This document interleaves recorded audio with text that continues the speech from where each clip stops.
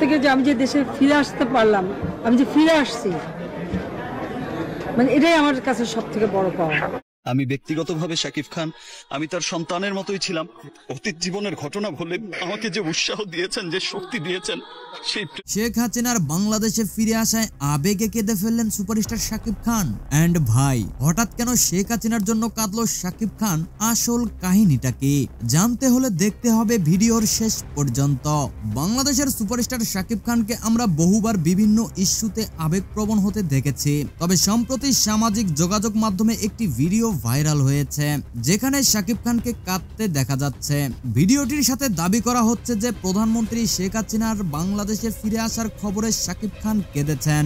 ভিডিওতে শাকিব খানকে বলতে শোনা যায়, এই অনুভূতি ভাষায় প্রকাশ করার মতো নয়। তার কান্না এবং আবেগে ভরা চেহারা ভক্তদের মধ্যে মিশ্র প্রতিক্রিয়া তৈরি করেছে।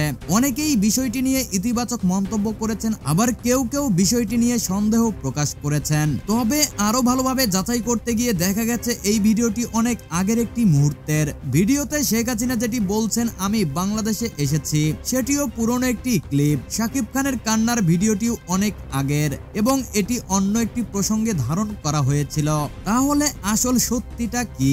শাকিব খান আসলে কেঁদেছেন, তবে এটি বর্তমান কোনো ঘটনার সাথে সম্পর্কিত নয়। একইভাবে শেখ হাসিনার বক্তব্যটি তার পুরনো একটি ভিডিও ক্লিপ। এই দুইটি ভিন্ন সময়ের ঘটনা একসঙ্গে মিশিয়ে সামাজিক যোগাযোগ মাধ্যমে ভুল ব্যাখ্যা করা হচ্ছে। সত্য যাচাইয়ের মাধ্যমে জানা যায় এই ভিডিওটি আসলে গুজব ছড়ানোর জন্য একটি অংশ এবং এর সাথে সাম্প্রতিক কোনো ঘটনার যোগসূত্র নেই। তথ্য যাচাইয়ের মাধ্যমে ভক্তদের বিভ্রান্ত না হওয়ার আহ্বান জানানো হচ্ছে।